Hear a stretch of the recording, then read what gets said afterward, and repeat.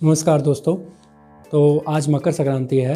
मकर संक्रांति के दिन सूर्य जो है उत्तर मकर राशि में प्रवेश करता है। इसको उत्तरायण भी कहते हैं, यानी सूर्य उत्तर की तरफ प्रवेश करता है। भगवद गीता में 8वें अध्याय के अंदर अक्षर ब्रह्म योग में बताया गया है कि जब व्यक्ति अपने शरीर को उत्तरायण के समय छोड़ता है तो वो उच्च लोगों को जाता है।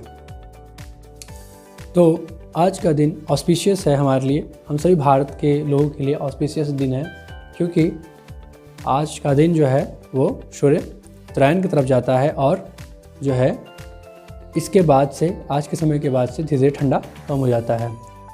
तो जैसे कि हमारा जो मनुष्य रूप है, मनुष्य रूप जो मिला है, इसका एक पर्पस है कि हम जो है अपने जीवन को सफल बनाएं और किस प्रकार सफल बनाएं और किस प्रकार से हम जो है आध्यात्मिक चिंतन की तरफ आगे बढ़ें। मनुष्य जीवन जो है पशु जीवन की तरफ खाने पीने, संभोग करने और शारीरिक समस्याओं को हल करने में केवल ना बिताएं, बल्कि रियल प्रॉब्लम जो है हमारे जीवन का वो है जन्म, मृत्यु, बुढ़ापा और रोग। ये 4 प्रकार के प्रॉब्लम जो हैं वो हमारे जीवन में रियल प्रॉब्लम है। तो इनको सॉल्व करना ही हमारे जीवन का लक्ष्य होना चाहिए। तो भगवत गीता में भगवान श्री कृष्ण ने कहा है कि जन्म, मृत्यु, जरा, व्याधि, दुख, दोष, अनुदर्शनम। और उन्होंने फिर भी एक जगह और कहा है कि माम उपेत, भगवत गीता में भगवान ने एक जगह और बताया है कि माम उपेत्य पुनर्जन्म दुखालय अशाश्वतम ना अपनुवंती महात्माना संसिद्धिम परमाम गतः, कि मेरी उपासना करने वाले लोगों की इस संसार में, जो कि दुखालय अशाश्वतम है, 2 संज्ञाओं का प्रयोग किया है, दुखालय और अशाश्वतम। दुखालय का अर्थ है दुखों का घर, ये संसार क्या है, दुखों का घर है, और अशाश्वतम का अर्थ है नॉन परमानेंट अर्थात टेम्पररी। तो ये 2 प्रॉब्लम जो है हमारे लिए बहुत इंपॉर्टेंट है समझना। पहला कि ये संसार दुखालय है, दुख से भरा हुआ है। किस प्रकार के दुख? तो 3 प्रकार के दुख होते हैं जो कि शरीर को मिलते हैं, जैसे कि आध्यात्मिक दुख, आदि भौतिक दुख, आदि भौतिक दुख, आदि दैविक दुख। आदि भौतिक दुख जो होता है वो अन्य पशु पक्षी, सर्प और मनुष्य से मिलते हैं। आदि दैविक दुख जो होता है वो यक्ष, राक्षस, गंधर्व, देवता इत्यादि जो मिलता है, नेचर से मिलता है, जैसे कि भूकंप आना, बाढ़ आना, ये सब चीज़ें दुख हैं, ये आदि दैविक दुख में आता है। और आध्यात्मिक दुख जो मन से उत्पन्न होता है, काम, क्रोध, लोभ, ये जो है मानसिक पीड़ा है, इससे दुख होता है। और इसके अलावा ज्वर इत्यादि जो शरीर में उत्पन्न होते हैं, कफ, वात, पित्त और कफ के डिसबैलेंस होने से, ये तीनों जब विषमता को प्राप्त करते हैं तो इस प्रकार के दुख हमें प्राप्त होते हैं।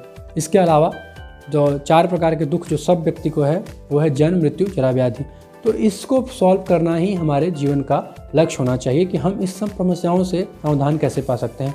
कुछ समस्याएं हैं जिसका समाधान हम पैसे से हल कर सकते हैं, डॉक्टर के पास जाके हल कर सकते हैं, लेकिन कुछ समस्याएं हैं जिसका आत्यांतिक और एकांतिक निवृत्ति आवश्यक है। एकांतिक का अर्थ होता है निश्चयपूर्वक और आत्यांतिक का अर्थ होता है परमानेंट, कभी दोबारा वो बीमारी नहीं होगा। मान लीजिए आपको बुखार होता है तो बुखार आपको ठीक हो जाएगा दवा लेने पर, लेकिन इसका निश्चय नहीं हो सकता है, निश्चित रूप से ये नहीं कोई बोल सकता है कि बुखार दोबारा कभी नहीं होगा, फिर कभी होगा, क्योंकि मनुष्य रूप मिला है तो बुखार होना संभव है।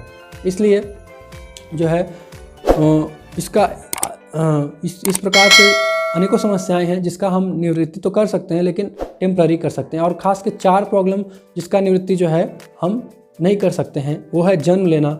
जब हम जन्म लेना भी कितना तकलीफ़ होता है। मान लीजिए आपको एक बोरे में बंद कर दिया जाए 9 महीने के लिए और उसके अंदर गंदे गंदे कीड़े मकोड़े डाल दिए जाएँ तो आपको कैसा लगेगा। तो जन्म लेना एक बहुत बड़ा तकलीफ़ है, ये बहुत बड़ा माइजरी है। इसके अलावा बुढ़ापा भी एक प्रकार के कष्ट है जो कि बहुत ही पीड़ादायक है। हर व्यक्ति को बुढ़ापा आता है, हर व्यक्ति जो है उस कष्ट से गुजरता है और उसको पता है कि बुढ़ापा में कितना लाचार हो जाता है व्यक्ति और उसको किसी पर डिपेंडेंट रहना पड़ता है, सहारे की ज़रूरत पड़ जाती है। तो बुढ़ापा भी बहुत बड़ा रोग है, बहुत बड़ा कष्ट है।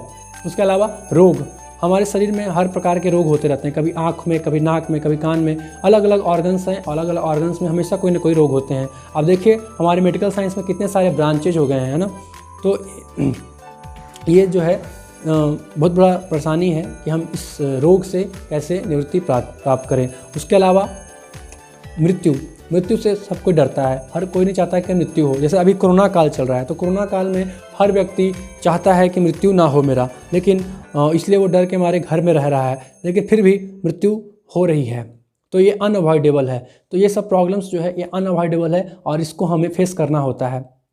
तो कई लोग कहेंगे कि ये तो जीवन का हिस्सा है, इसको तो हमें फेस करना ही होगा, है, लेकिन हम सब एक्सपीरियंस किए हैं कि ये दुख कितना जो है पीड़ादायक होता है। इसलिए भगवान ने भगवद गीता के अंदर कहा है कि जो ये दुख है इससे निवृत्ति पाया जा सकता है अगर हम इस शरीर को, ये जो भौतिक शरीर है ये इस दुखों का जड़ है, अगर हम इस भौतिक शरीर को, जो कि भौतिक इच्छाओं के आधार पर बनता है, अगर हम इस भौतिक इच्छाओं को भगवान की सेवा की इच्छा में परिवर्तित कर दें, तो हम जो है धीरे धीरे अपने इस भौतिक स्वरूप को त्याग करके आध्यात्मिक स्वरूप को प्राप्त कर सकते हैं और भगवान के धाम जा सकते हैं, जहाँ पे आत्यंतिक निवृत्ति होती है दुख की। तो अगर हम प्रयास करें भगवान की भक्ति करने का, जो कि बहुत ही सरल है और बहुत सरल है, इसलिए जो है हमें भक्ति करनी चाहिए भगवान की और भगवद गीता का अध्ययन करना चाहिए। उसमें भगवान ने बताया है कि किस प्रकार से हम जो है अपनी समस्याओं का आत्यंतिक समाधान प्राप्त कर सकते हैं।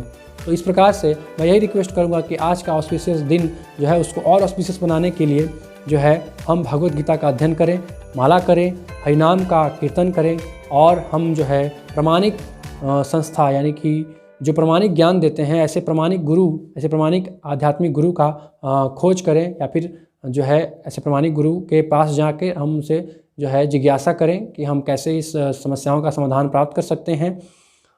धन्यवाद।